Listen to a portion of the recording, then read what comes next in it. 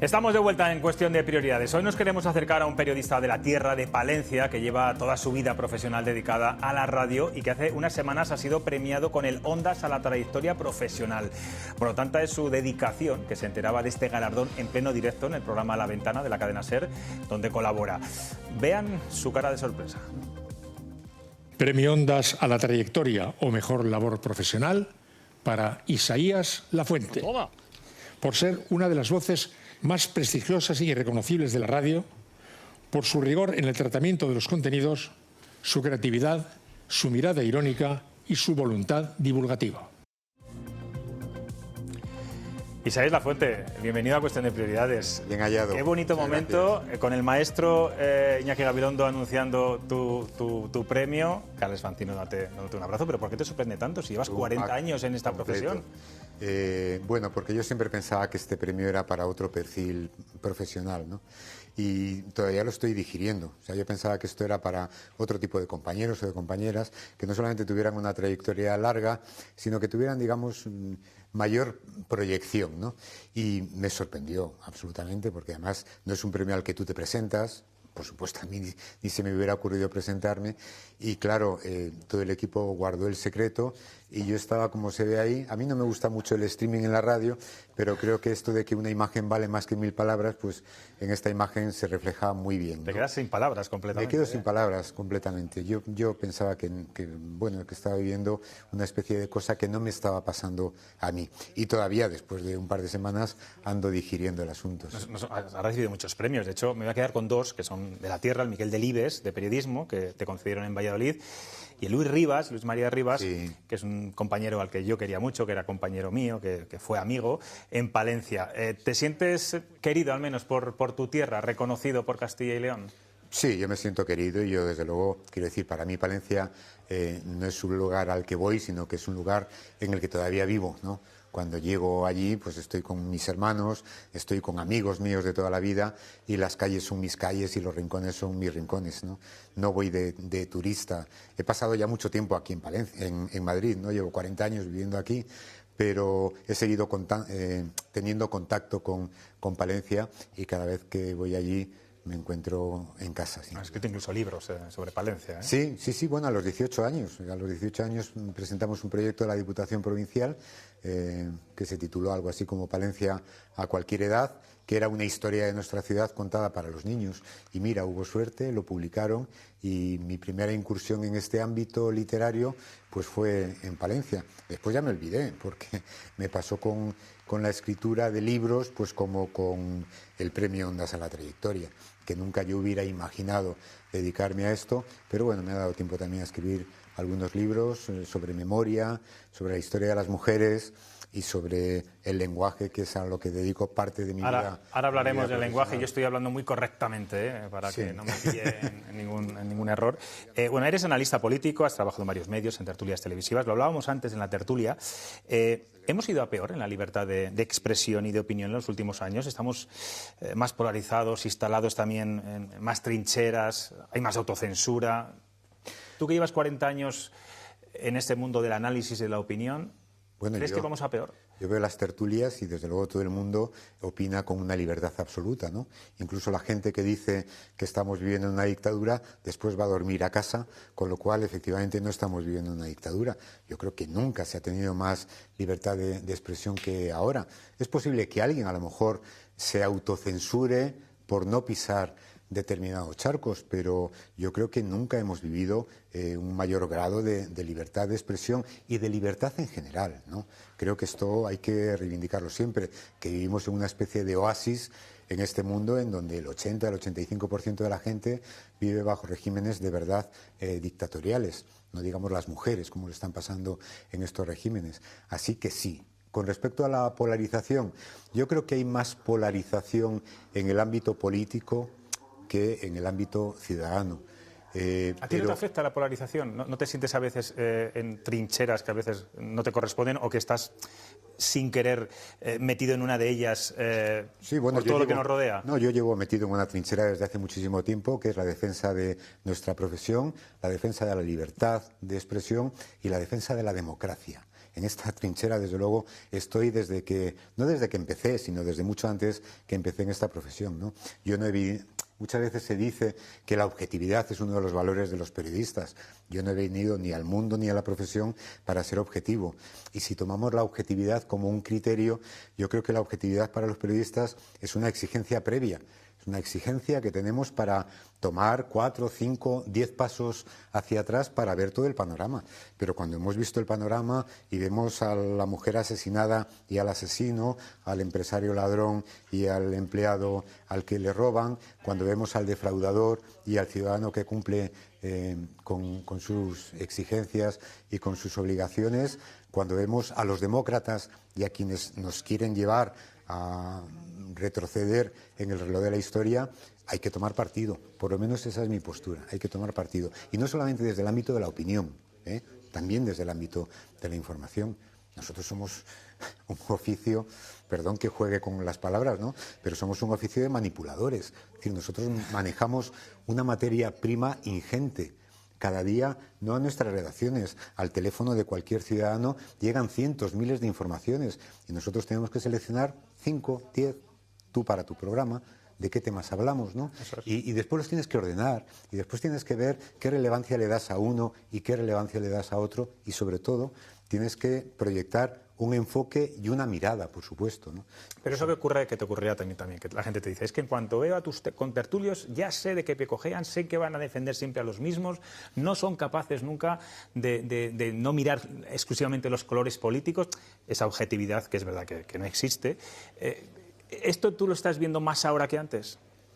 Bueno, es que tenemos que ver de dónde venimos, ¿no? Es que a veces pensamos que cualquier tiempo pasado fue mejor y no, en general cualquier tiempo pasado fue un poquito peor, ¿no? Y desde luego yo creo que en materia de libertad, sin duda. Pero es verdad que en estos momentos, digamos, la que está polarizada es la vida política. Y esa polarización se lleva a las tertulias y en esas tertulias, pues efectivamente, pues hay unos que opinan unas cosas y otros que opinan Fíjate, yo llevo otras, ¿no? un poquito menos que tú en la profesión. Lunes o martes. Llevo 30 años. Yo nunca he visto, y también lo comentaba antes, no sé si uno de los contertulios, ese enfrentamiento entre los propios periodistas, no solamente en las tertulias, en las redes sociales nos acusamos, nos culpamos, nos criticamos descarnadamente. Yo no sé esto si es solamente culpa de la política, de los señalamientos también que a veces hacen los políticos a los periodistas, o de qué, porque a veces da miedo hacer un comentario en Twitter, porque sabes que los primeros que te van a criticar son tus propios compañeros, ¿no? Y eso parece que antes no ocurría. Bueno, no lo sé. Yo llevo en Twitter también mucho tiempo y siempre ha habido gente que te critique aunque digas que llueve. Eso es así, ¿no?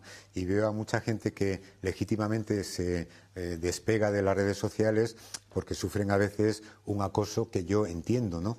Pero yo nunca he visto a un tuitero que se vaya de la red social porque reciba halagos por encima de sus posibilidades. Yo creo que yo en las redes, que llevo mucho tiempo, pues recibo insultos por encima de mis posibilidades y a veces también halagos por encima de mis posibilidades. Y nunca he visto a nadie que se haya ido de la red por decir, no soporto tanto halago, no soporto que me quieran tanto, ¿no? Bueno, quiero decir, vivimos un momento complicado. Y vivimos un momento de polarización, no en España, vivimos un momento de polarización en el mundo. Y es verdad que esa polarización a veces se filtra en todo tipo de relaciones, ya sea en las redes sociales o incluso en el ámbito de tus amigos, en el ámbito familiar.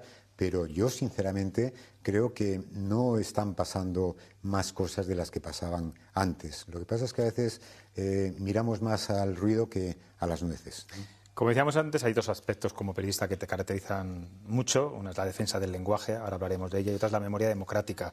Este jueves es el 50 aniversario de la muerte de Franco y según las encuestas, cada vez hay más jóvenes que dicen, creo que era un 19%, que prefieren una dictadura a una democracia. ¿Qué le dirías tú a estos jóvenes y por qué crees que pueden llegar a pensar eso? Pues mira, que no tienen ni puñetera idea de lo que es una dictadura y que no se han enterado del país en el que están viviendo. Sinceramente, esto es lo único que les podría decir. Es decir, a un joven o a una persona mayor, creo que lo único que le puedo decir es que la mejor de las dictaduras nunca será mejor que una democracia, aunque sea una democracia imperfecta, y que tenga grietas que arreglar y que tenga aspectos que mejorar, ¿no? Pero entre una dictadura y una democracia, desde luego, no puede haber opción. Y yo estaré siempre en la trinchera de la defensa de una democracia, aunque la democracia necesite mejoras que en la dictadura. Claro, el asunto que nos tenemos que plantear es porque estos chavales, que ya no solamente es que hayan nacido, crecido y empezado a madurar en una democracia, sino que sus padres posiblemente también les haya pasado lo mismo. Es decir, ya es gente que ha nacido en una democracia. ¿Qué es lo que no les hemos explicado? Como para que piensen que una dictadura puede ser mejor. Ahora, yo que a veces... No, pero no hay que vivirla, tú la rozaste, ¿no? Sí, yo la rocé, pero sinceramente no me tocó, pero después me tuve que informar. Y a veces escribiendo libros me vi entrevistando a gente de la generación de mis padres que ya habían muerto, y con ellos hablé cosas que nunca había hablado con mis padres, ¿no? Entonces este diálogo sí que es interesante mantenerlo, para que efectivamente nuestros hijos sepan de dónde venimos, ¿no? Yo creo que la vida hay que vivirla como se conduce un coche, desde luego con la vista puesta al frente, pero con los retrovisores bien colocados, ¿no? Para saber de dónde venimos. Y venimos de ahí, y lo que nos pasó en la guerra civil, lo que nos pasó en la posguerra, lo que nos pasó durante 40 años de dictadura, no es una cosa que le sucediera a los extraterrestres. Es una cosa que nos pasó a nosotros, a nuestros padres, a nuestros abuelos. Y entre nuestros padres y entre nuestros abuelos estaban las víctimas y estaban los verdugos. Somos herederos de los unos y de los otros. Y tenemos que conocer esa historia, por supuesto, para que nunca se vuelva a repetir, pero sobre todo también para honrar la memoria de las víctimas, ¿no? De todas las víctimas. Haces una labor fundamental, que es la defensa del uso del lenguaje, que a veces nos olvidamos los propios medios, los periodistas, los que manejamos la palabra y la letra. ¿Cuáles son esos grandes vicios que cuando los escuchas te rechinan los dientes y das un golpe en la mesa, que seguimos utilizando los medios o los ciudadanos en general? Bueno, el mayor vicio normalmente suele ser... La falta de lectura, ¿no? Que me imagino que esa es... Sí, bueno, la falta de lectura, pero es que, no sé, yo creo que toda la gente ha leído lo suficiente como para poder hablar bien. Nos pasamos en toda la educación obligatoria, antes de llegar a la universidad, durante 12 o 14 años hemos estudiado lengua y literatura, ¿no? Entonces sí que hay algunos vicios que provienen o de la ignorancia o de que se nos ha olvidado lo que aprendimos en su momento. Hay otras cosas que son tropiezos, y estos tropiezos han sido antes, lo son ahora y lo serán mientras haya un ser humano hablando. Y ahí caerá el académico y la persona iletrada, y caerá el rey y el último concejal, y caerá una persona con 40 años de experiencia en la radio y el último becario, ¿no? Y después a mí hay un aspecto que sí que me interesa mucho, que es cómo a lo largo de estos 20 años que llevamos haciendo la unidad de vigilancia hemos corregido errores en su tiempo que ya han sido aceptados por la norma, porque la lengua es un organismo vivo, por eso no hablamos latín, ¿eh? O sea, este idioma maravilloso que en estos momentos manejamos después de 10 siglos fue un idioma que empezaron a hablar una pandilla de malhablantes que dijeron, oye, el latín está muy bien, pero esto de declinar no nos viene demasiado bien. Y empezaron a construir un idioma nuevo que se ha ido perfeccionando durante 10 siglos y que hemos consolidado en el último siglo. Es decir, los medios de comunicación y las redes sociales y la televisión y la radio han contribuido a mantener homogéneo un idioma que todavía en estos momentos mantenemos. Y el idioma que hablamos ahora en 2025 es muy parecido al que se hablaba en 1925. En este siglo, digamos, de los grandes medios de comunicación. Pero yo creo que el principal defecto que tenemos los que hablamos es a veces lanzar la palabra antes que el pensamiento, ¿no? Esta es una máquina prodigiosa y hay que procurar que siempre antes de articular una palabra, un pensamiento, una frase, la hayamos pensado antes. Sucede en microsegundos. Pero para todo, no para hablar bien, sino para pero buenos argumentos. Es lo mismo que pasa si empiezas a bajar una escalera sin ser consciente de que empiezas a bajar una escalera, seguramente te caerás. Isaías, estás hoy en la tele, pero tu hábitat natural es la radio. Sí. Hemos puesto aquí detrás de Paloma un transistor de los de antes. Ahora todo esto ha evolucionado muchísimo, ahora ya son podcasts. En una época de pantallas, de vídeos cortos, de rapidez, de algoritmos, de inmediatez, ¿cómo conserva la radio todavía la magia? ¿Cómo nadie ha conseguido matarla aún? Mira que cuando la televisión se habló, ¿no? Que pues la tele va a eclipsar a las ondas. Seguramente porque siempre hemos sido el medio más humilde. Yo no he visto a un pobre arruinado. Sin embargo, hay muchos ricos que se arruinan, ¿no?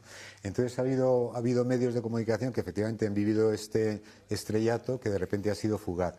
Y sin embargo, la radio ha transitado durante un siglo y bueno, es que hemos tenido todo tipo de olas, ¿no? Es decir, primero el cine, después la televisión, después las redes sociales, etcétera, ¿no? Y en todas estas etapas la radio se ha sabido reinventar desde la precariedad de sus medios, que es la palabra, que es el sonido, que es la música y que es tener algo importante que decir e intentar contarlo bien.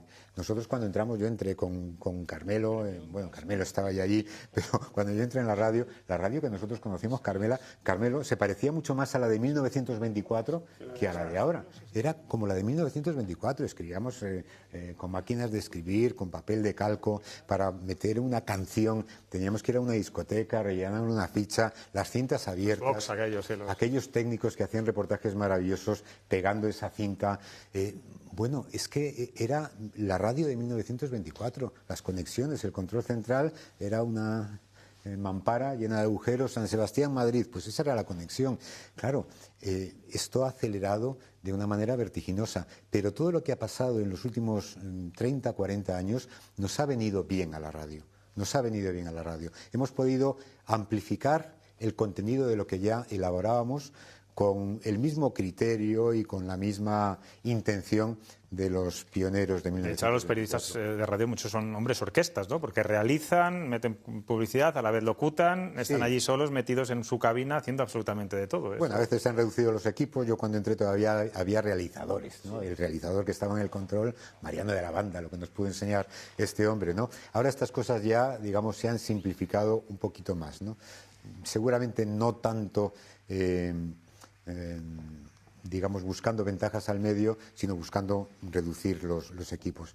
Pero en todo caso sí, es decir, la radio es un medio coral, y por eso pues una segunda voz de repente pues puede ser importante en un momento dado y le pueden reconocer a su trayectoria. Una voz reconocida en la radio también es aquí Antonio Casado. Yo le escucho con Carlos Alsina muchas mañanas. Me imagino que también querrás formular alguna pregunta a nuestro compañero. Sí, me he quedado con una cosa, hablando de la objetividad y la subjetividad. Él ha dicho, naturalmente yo soy subjetivo. Entonces, y por lo tanto tomo partido. Y quiero saber si tomas partido en relación con la pregunta que te voy a hacer. ¿Te parece que la libertad de expresión en estos momentos está amenazada por el poder cuando la expresión es contraria a la línea de ese poder? ¿Te parece que está amenazada la independencia judicial cuando la independencia judicial molesta, por ejemplo, a un familiar del presidente del gobierno? Quisiera que tomaras partido en este sentido. ¿Crees que está amenazado en este caso el fuero judicial o el fuero del periodista? Yo lo que digo es que no creo que esté más amenazado que hace 40 años o que hace 50 años. No está más amenazado. Es decir, el poder siempre ha tenido una tendencia a intentar controlar. Yo trabajo en una casa que hemos pasado también por algunas peripecias de este tipo respecto al poder. Pero yo, sinceramente, no creo que estén pasando en estos momentos, en ninguno de los ámbitos que has citado, no creo que estén pasando cosas diferentes a las que han pasado antes. A mí lo que más me molesta... ¿Antes a qué te refieres? ¿A la dictadura? Espero que no. No, a la dictadura y a los primeros años de la transición y a los primeros años de la democracia. El afán por controlar o esa sensación que puede tener el poder en un momento determinado de que un medio, de que un periodista concreto no le venga muy bien, ya no por las opiniones que exprese, sino por las informaciones que difunde, que esto es lo importante del periodismo. Yo no creo que estén pasando, sinceramente, cosas distintas a las que pasaban entonces. Y, lógicamente, cuando pasan, claro que me preocupa, claro que me preocupa. Me has hecho, digamos, alguna apreciación genérica. Si hablásemos de casos concretos, pues te diría, efectivamente... Si te pongo casos concretos, por ejemplo, ministros del Gobierno señalando a medios, insultando a medios. Tenemos aquí a Paloma Cervilla, de Objective, Óscar Puente, cada vez que hace referencia a este medio, le pone un nombre que no voy a pronunciar, panfleto al diario El Mundo. Es decir, este tipo de señalamientos a periodistas concretos, a medios referencia, te guste o no te guste su ideología, hace 30, 20 años existían. Sí.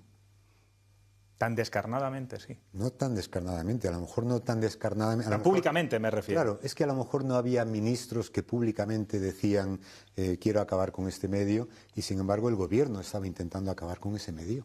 Es que parece que no tenemos memoria de dónde venimos. Claro que han pasado cosas de estas. Y a lo mejor es verdad que había menos ruido, porque a lo mejor no era un ministro que decía quiero acabar con este medio, o con esta radio, o con este periódico. Pero sin embargo desde su gobierno se intentaba acabar con ese medio, con esa radio, con ese periódico. Sí, las presiones de siempre, sí, sí. Paloma. Pero no somos nuevos, ninguno de nosotros, ¿no? Todos conocemos historias perfectamente documentadas en esta materia. Sí. Bueno, yo voy a hablar desde mi experiencia personal. Yo he estado 35 años en el ABC y llevo 2 años en The Objective. Yo nunca en mi vida he visto lo que veo ahora. Nunca llevo 20 años haciendo información en el Congreso de los Diputados. Nunca he visto el enfrentamiento que hay en el Congreso de los Diputados entre los propios compañeros. A mí hay compañeros que no me saludan y he estado con ellos compartiendo espacio durante muchos años. Tengo que escuchar a políticos hablar de bulo, basura, fango, que cada vez que hay un informe de la UCO se confirman informaciones. A mí me produce una profunda tristeza porque yo es lo que he vivido, yo hablo desde mi experiencia. ¿A usted no le produce pena ver a un ministro del Gobierno de España insultar a un medio de comunicación, el que sea, da igual que sea de derecha, de izquierda, de centro? Yo personalmente como periodista, que llevo mucho tiempo, sí que me produce tristeza. Yo no comparto esa visión un poco idílica del periodismo porque lo sufro. No hablo de la teoría, sino desde el sufrimiento personal. ¿No le produce tristeza esta situación de insulto a determinados medios porque hacen información?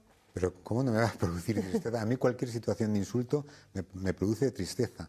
Lo único que pretendo decir es que no creo, sinceramente, es mi opinión de todas las maneras, ya está. Yo no creo que estén pasando cosas muy diferentes a las que han pasado siempre, de un lado y de otro. Es decir, de políticos de una y otra tendencia que no asuman bien la crítica o la información que difunde un determinado medio, sea cual sea, como también medios de comunicación que están sistemáticamente atacando a un determinado político. Bueno, pues estas cosas han pasado siempre. Es que ahora mismo el kiosco es muchísimo más amplio, pero claro, yo recuerdo cuando yo empecé en esto que en el kiosco había 5 periódicos y uno era un periódico golpista, el otro era un periódico más o menos serio, el otro era un periódico medio pensionista, pero teníamos la oferta que teníamos. Y desde luego, en estos momentos, pues tenemos una mayor libertad para expresar, para informar y desde luego, a mí me parece que el insulto, de un lado y del otro, de políticos a periodistas y de periodistas a políticos, creo que sería conveniente, sí, limarlo. Y yo, por ejemplo, a Óscar Puente, que me parece que es un tipo que tiene otras herramientas dialécticas que utilizar, pues seguramente las podría utilizar sin llegar en un momento determinado al insulto. Pero también hay que ver lo que se dice de Óscar Puente en determinadas situaciones, supongo. Carmelo. Y la prueba de que estas cosas pasan, estas cosas que pasan, han pasado ya, incluso más graves, la tiene... Paloma Cervilla quizá no lo recordará porque igual era demasiado joven, pero mi compañero Antonio Casado sí, cómo desde el poder, desde la Secretaría de Estado de Información, que entonces encabezaba Miguel Ángel Rodríguez, hoy mandando en la Puerta del Sol, desde ahí se urdió toda una trama para meter en la cárcel a la cúpula de Prisa. Y consiguieron con un juez prevaricador, digo prevaricador porque fue condenado por prevaricación, Gómez de Liaño, que luego le indultó a Aznar, consiguieron que fueran a juicio por un asunto que era absolutamente claro que no había delito ninguno, las famosas cuotas estas del Canal Plus. Esto pasaba y desde el poder se urdían estas cosas, o sea que sí, fijaros si han pasado estas cosas. Yo he compartido muchos años de profesión, afortunadamente, con Isaías Lafuente. Es verdad que él vino un poquito después a la cadena SER, los dos hemos sido compañeros durante más de 20 años, no solo de él, sino de su esposa, de Elvira, a la que tengo un enorme cariño, y esta ¿Te dejaba hablar? Y esta, esta nuestra profesión de la radio, porque yo me sigo considerando un hombre de radio, es un sacerdocio. Es un sacerdocio, es así. La radio se vive de una forma muy especial, que Isaías Lafuente ha sido uno de los, digamos, uno de los oficiantes más destacados, sin lugar a duda, por su rigor profesional, por su buen hacer, por su honestidad, que yo creo que aquí la deja bien patente. Por eso me interesa especialmente, se me hace extraño placenteramente extraño, preguntar a un compañero al que le tengo que dar la enhorabuena por ese Ondas, que yo se lo hubiera dado hace ya mucho tiempo. Su humildad no se lo permite decir, pero yo se lo hubiera dado hace mucho tiempo. Pero sí que me permito, como observador de la actualidad que ha sido, o que somos desde hace demasiados años a lo mejor, cómo ves la España dentro de 5, 10 años. ¿Qué concepto tenemos de lo que puede venir de este país nuestro, con todos sus defectos y con todas sus virtudes, que también son muchas?